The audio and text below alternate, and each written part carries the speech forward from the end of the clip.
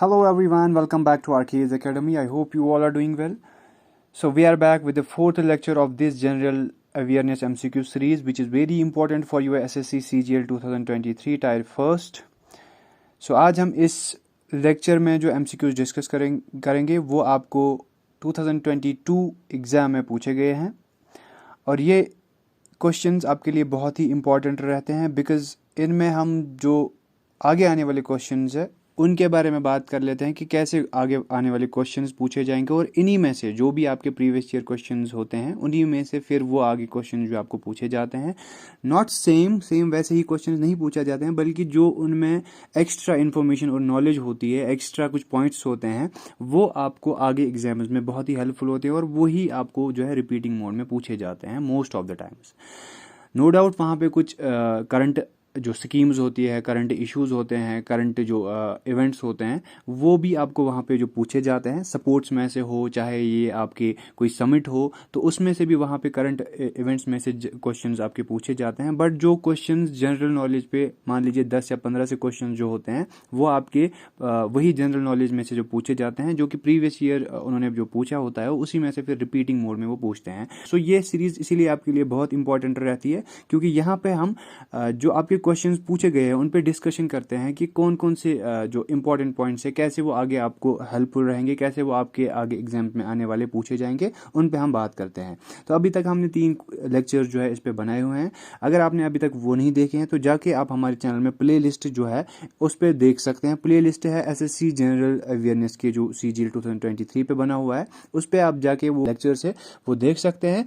वो आपके लिए हेल्पफुल रहेंगी और बहुत सारी चीज़ें वो जो आपको वहाँ पे पता चलेंगी वो आपके एग्जाम के लिए बहुत ही इंपॉर्टेंट रहेगी. फाइन. स्टार्ट करने से पहले मैं आपको बताना चाहूँगा अगर आप चैनल पे नए हो तो चैनल को सब्सक्राइब करें और टेलीग्राम पे अगर आप अभी तक नहीं जुड़े हो तो टेलीग्राम पे जुड़ जाए. वहाँ पे डेली मॉक्स कंडक्ट होते हैं और दूसरा ये है कि जो PDF आपके साथ शेयर किए जाते हैं या स्टडी मटेरियल जो भी इंपॉर्टेंट रहेगा आपकी किसी भी कॉम्पिटिटिव एग्जाम के लिए वो आपको फ्री ऑफ कॉस्ट हमारी टेलीग्राम चैनल में मिलेगा. लिंक डिस्क्रिप्शन बॉक्स में दे रखा है, वहां से जाके आप टेलीग्राम पे जुड़ जाइएगा और कोई भी डाउट्स आपको रहते हैं तो आप हमारे साथ वहां पे बात कर सकते हो. हमें डायरेक्ट मैसेज आप कर सकते हो और हमारे साथ वो डाउट्स या कुछ भी आपको कहना होगा तो आप हमारे साथ वहां पे बात कर सकते हैं. तो स्टार्ट करते हैं आज का लेक्चर. उम्मीद है आपने कॉपी और पेन अपने पास रखा होगा. जो भी इंपॉर्टेंट पॉइंट्स, डेट्स और इवेंट्स मैं यहाँ पे आपको बता दूंगा वो आप अपने पास नोट डाउन करके रखेंगे और रिविजन उनको आप करते रहेंगे टिल आपका एग्जाम होगा, वहां तक आप रिवीजन करते रहेंगे. स्टार्ट करते हैं क्वेश्चन नंबर 1 से जो कि हमारे पास क्वेश्चन है. Red worms have a structure named. तो रेड वर्म्स एक स्ट्रक्चर उनका होता है which helps them in grinding their food, जो उनको हेल्प करता है किसमें, फूड ग्राइंड करने में. जैसे हमारे पास टीथ होते हैं ये हमें हेल्प करते हैं इसमें, वैसे ही एक रेड वर्म्स के लिए एक स्ट्रक्चर होता है जो उनको इसमें हेल्प करता है, that is gizzard. Gizzard is the right option. ये इनके पास एक ऐसा स्ट्रक्चर होता है जो उनको हेल्प करता है. दूसरा इसमें मैं आपको बताना चाहूँगा रेड वर्म्स जो है इनके और भी कुछ नेम्स है, जैसे कि हम इनको रेड विगलर्स के नाम से भी जाते हैं. ये आप याद रखेंगे, रेड विगलर्स, या हम इसको मैन्यूअर वर्म भी कहते हैं, मैन्यूअर वर्म. फाइन. या फ्रंट वर्म भी कहते हैं, या हम पैन फिश वर्म भी कहते हैं. So these are the some common names of red worms. सो ये आप याद रखेंगे. एक्स्ट्रा कुछ और भी है तो ये आप याद रखेंगे. तो ये क्वेश्चन आपको साइंस से पूछा गया था. आपको पता होनी चाहिए जो आपकी वेटेज रहती है आपके जनरल अवेयरनेस का जो पोर्शन होता है उसमें 25 क्वेश्चंस होते हैं और उसमें वेटेज रहती है कि साइंस के भी 2-3 क्वेश्चंस आपसे पूछे जाते हैं. फिजिक्स, केमिस्ट्री, बायोलॉजी के बेसिक क्वेश्चंस आपसे वहाँ पे पूछे जाते हैं और बाकी करंट अफेयर से भी पूछे जाते हैं, जियोग्राफी से भी आपको पूछे जाते हैं, पॉलिटी, हिस्ट्री, ये सब जो है आपको कवर करना ही होगा सो दैट आप इस जनरल अवेयरनेस का पोर्शन होगा इसमें आप अच्छा स्कोर कर पाएंगे. फाइन. नेक्स्ट क्वेश्चन पे हम यहाँ पे मूव करते हैं. Question number 2 which is name the author who won the साहित्य academy award 2019 for his book. तो किसने ये साहित्य अकेडमी अवार्ड अपनी बुक के लिए, यानी कि जो बुक थी an era of darkness the British empire in India, ये एक बुक थी, ये किसने लिखी थी जिसको साहित्य अकेडमी अवार्ड मिला था. तो दैट वाज शशि थरूर. शशि थरूर जी को ये अवार्ड मिला था इनकी बुक के लिए जो थी the an era of darkness the British empire in India. इस बुक के बारे में बताना चाहूँगा, ये UK में भी पब्लिश हुई थी और वहाँ पे इसका नाम जो रहा था दैट वाज inglorious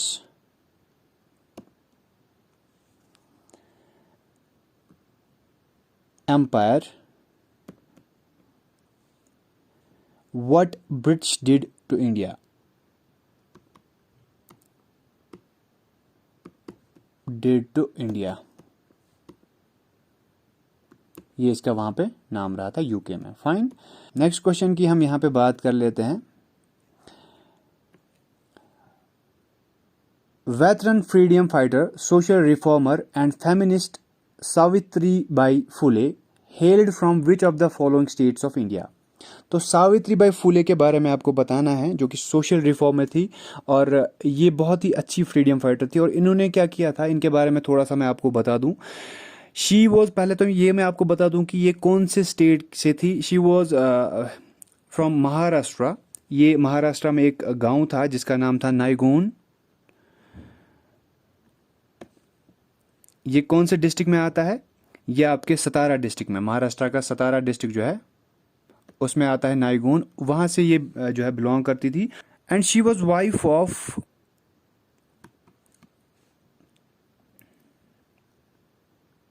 ज्योति राव फुले.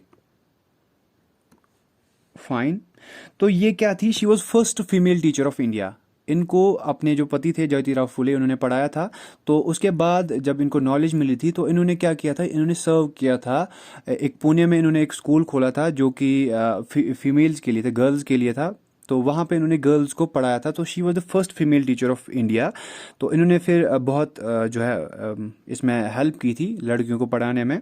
तो ये वुमेन एम्पावरमेंट के लिए भी इन्होंने काम किया हुआ है और वेरी इंपॉर्टेंट बन जाता है. ऐसे पर्सनैलिटीज का एक बार आप ओवरव्यू लेके रखिएगा जो इंपॉर्टेंट रहते हैं. तो ये क्वेश्चंस में आपको पूछे जाते हैं. फाइन. तो नेक्स्ट क्वेश्चन की हम यहाँ पे बात कर लेते हैं, which is question number 4. Sultan Qaboos bin Said of dash, कहाँ के थे वो? The Arab world's longest serving ruler and with a reputation for quiet diplomacy passed away recently 2020. तो वो कौन से कंट्री से बिलोंग करते थे? He was from Oman. ये आपको पता होनी चाहिए. ओमान के थे वो. और ये जो ये थे लॉन्गेस्ट रूलर, इन्होंने वही से बताया. He was the longest serving ruler of Arab world. और इनकी डेथ कब हुई थी? It was 10 January 2020. Question number 5 is the railway system connecting St. Petersburg to Vladivostok is. तो वो कौन सा रेलवे सिस्टम है जो कनेक्ट करता है St Petersburg to Vladivostok? So that is trans Siberian railways. So trans Siberian railways ऐसा route है जो कि कनेक्ट करता है St Petersburg in west. Fine, ये वेस्ट में है. और इन जो ईस्ट में है, ईस्ट में किसके साथ कनेक्ट करता है? It is Vladivostok on the Pacific coast. Pacific coast में ये ईस्ट में है, तो वहां पे इसको ये कनेक्ट करता है. फाइन. नेक्स्ट क्वेश्चन की हम यहाँ पे बात कर लेते हैं.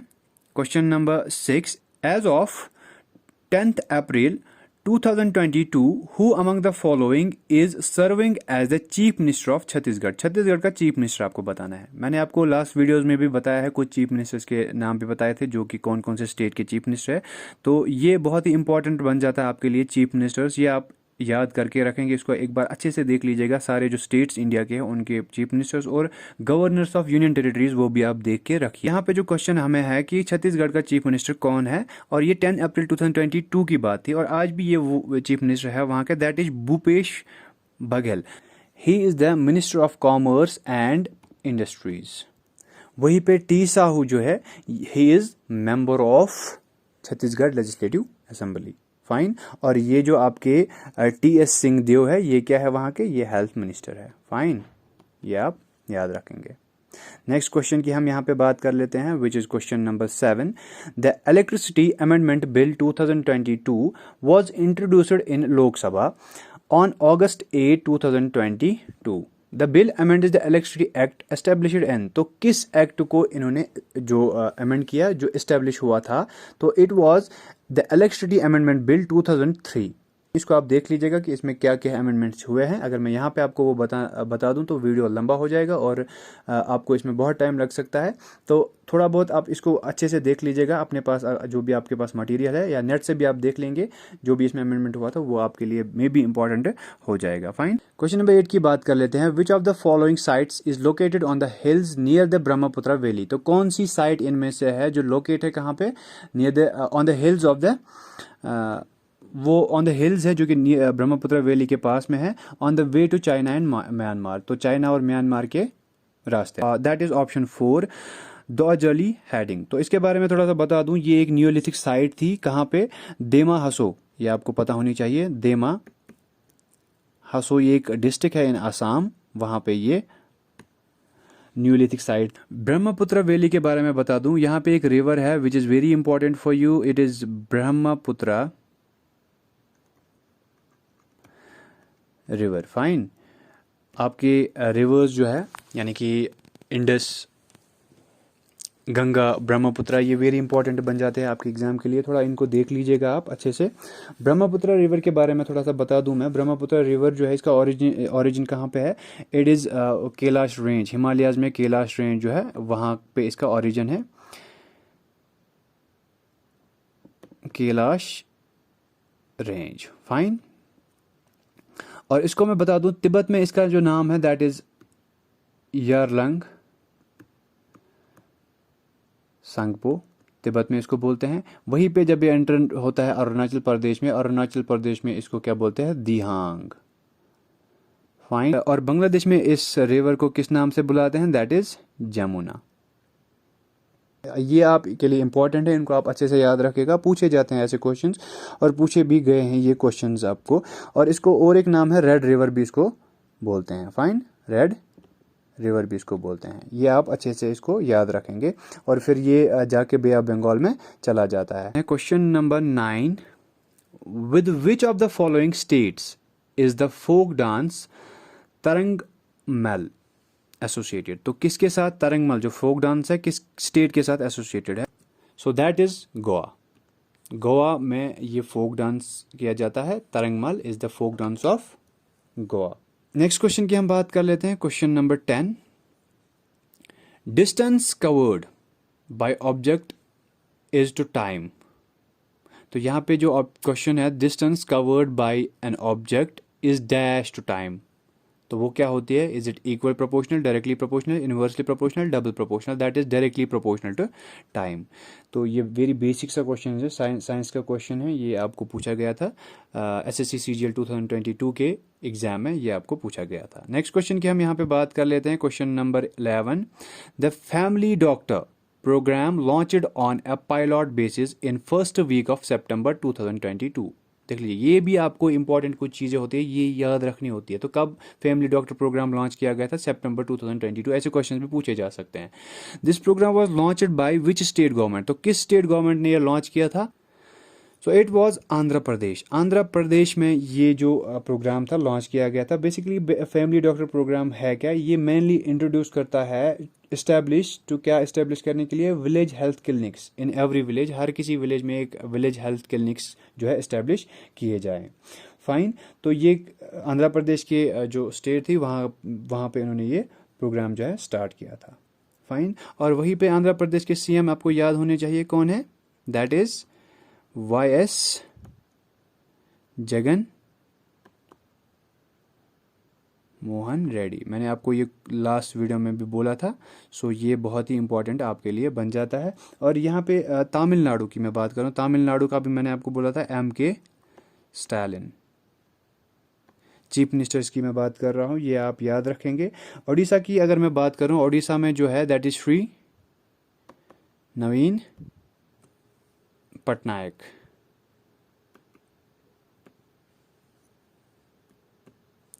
और हरियाणा की अगर मैं बात करूं तो हरियाणा में कौन सीएम है, that is Shri Manohar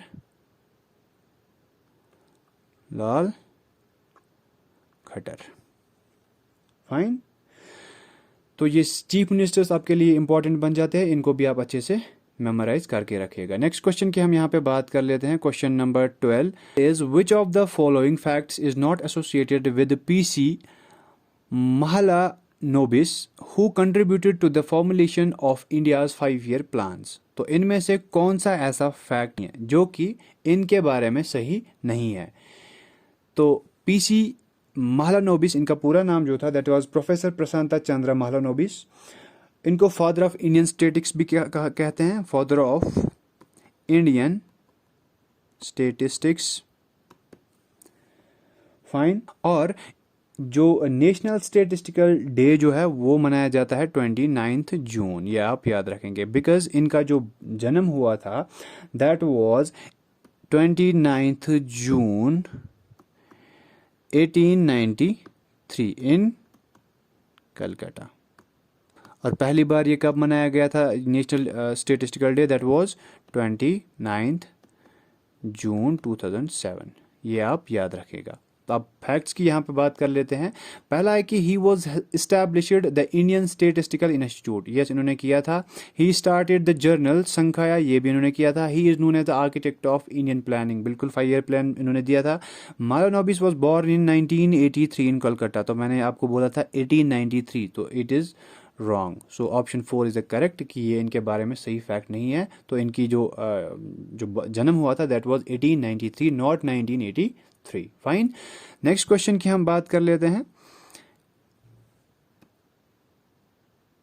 question number 13, the winter youth Olympic games 2024 will be held in, तो कहाँ पे वो होंगी? विंटर यूथ ओलंपिक गेम्स 2024 कहाँ पे होगी? ये मैंने शायद लास्ट वीडियो में आपको ये क्वेश्चन बोला था, ये आपको पूछा गया था, और यहाँ पे भी ये पूछा गया है। It is in Gangwon, Gangwon में ये होगी जो कि रिपब्लिक ऑफ कोरिया है। तो वहाँ पे ये आपको जो खेला जाएगा, वहीं पे इसका जो मोटो है it will be 4th edition. Fine, it will be 4th edition. तो इसका जो मोटो रहेगा that is grow together shine together. ये मैंने आपको बोला था, grow together shine together. Fine. और अगर मैं बात करूं 2022 जो विंटर यूथ ओलंपिक गेम्स हुआ था that was in Beijing China, ये भी आपको पूछे जाएंगे, ऐसे क्वेश्चंस आते हैं। बीजिंग चाइना में ये हुआ था। फाइन। और इसका मोटो क्या था? Together for a shared future, जिसमें नॉर्वे ने टॉप किया था। वहीं पे मैं समर ओलंपिक्स की अगर बात करूं, समर ओलंपिक्स 2024 जो है वो कहाँ पे खेला जाएगा? पेरिस, फ्रांस में। ये भी आप याद रखेंगे। 2020 का जो समर ओलंपिक्स खेला गया था ये कहाँ पे खेला गया था? It was in Tokyo, Japan. ये भी आप याद रखेंगे। इसके मोटिव्स जो थे वो भी आप देखेंगे। और जो विंटर 2020 का खेला गया था that was in Lausanne. Fine, it's in Switzerland.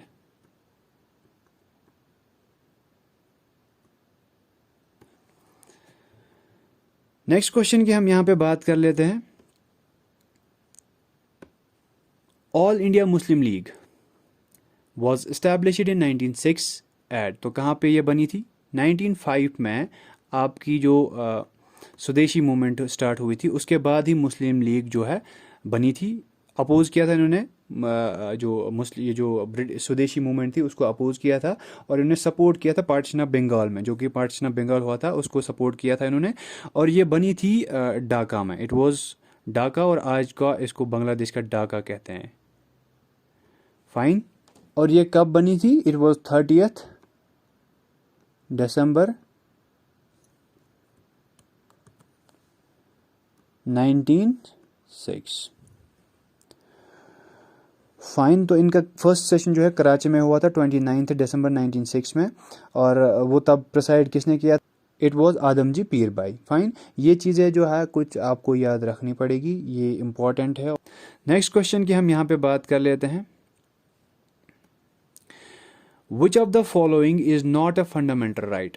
Polity का क्वेश्चन है और फंडामेंटल राइट्स के बारे में बोला गया है। लास्ट वीडियो में मैंने आपके फंडामेंटल राइट्स कुछ बोले थे, कौन कौन से राइट्स है और कितने राइट्स मैंने आपको बोले थे। Fundamental rights total 6 fundamental rights मैंने आपको ये बोले थे, और इसमें right to equality, right to freedom, right against exploitation, cultural and educational right, right to freedom of religion, right to constitutional remedies। ये राइट्स मैंने आपको वहाँ पे बताए थे। और यहाँ पे एक राइट है राइट टू वोट, जो कि हमारे फंडामेंटल राइट्स में नहीं है। It is constitutional right under article 326, ये आप याद रखेंगे।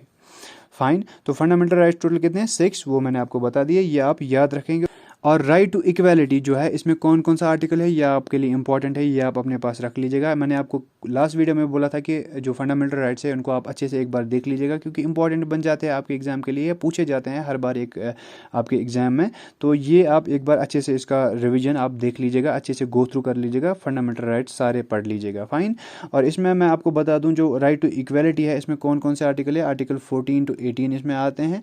वहीं पे राइट अगेंस्ट एक्सप्लॉयटेशन की अगर हम बात करें, इसमें 23 और 24 आर्टिकल्स आते हैं। और right to freedom of religion की बात करें, इसमें 25 से लेकर 28 तक आपके आर्टिकल्स आते हैं।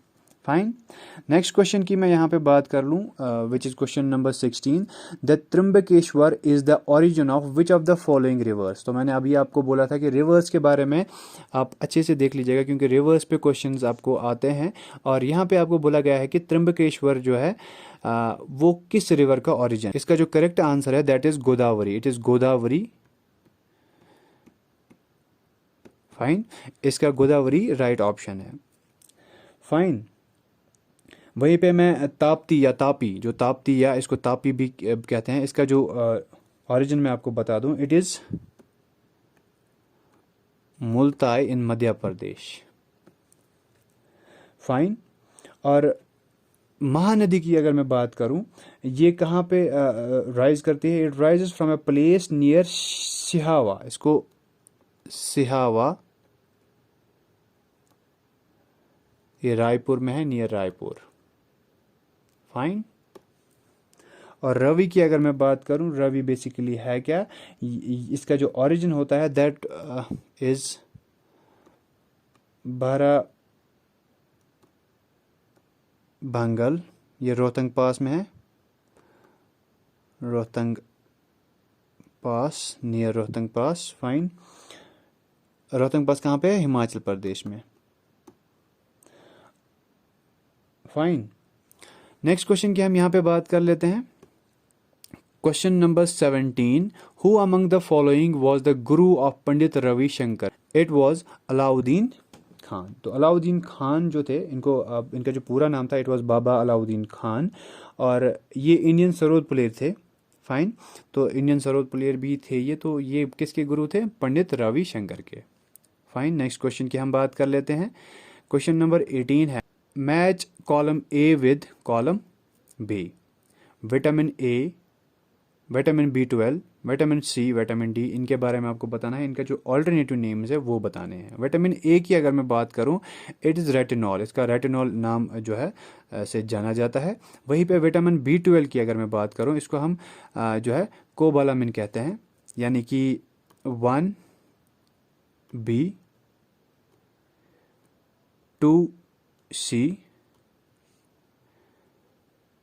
3। विटामिन सी को हम एस्कॉर्बिक एसिड कहते हैं, A4D, इसको हम विटामिन डी को हम अर्गो कैल्सिफेरॉल कहते हैं। फाइन, सो अगर आप इसमें देखेंगे 1B 2C 3A 4D, correct option is 4। Fine, next question की हम बात कर लेते हैं यहाँ, which is question number 19, in AIBA boxing junior boys and girls competition the bouts must consist of each round of minutes। तो boxing के बारे में ये बोला गया है, बॉक्सिंग सपोर्ट्स का क्वेश्चन है, तो बॉक्सिंग का ये बोला गया है कि जो टाइम रहता है किस में, बॉक्सिंग जूनियर बॉयज में और गर्ल्स कंपटीशन में, इसका जो हेड क्वार्टर है दैट इज, जो मैंने अभी आपको बोला था, लुसानी, स्विट्जरलैंड।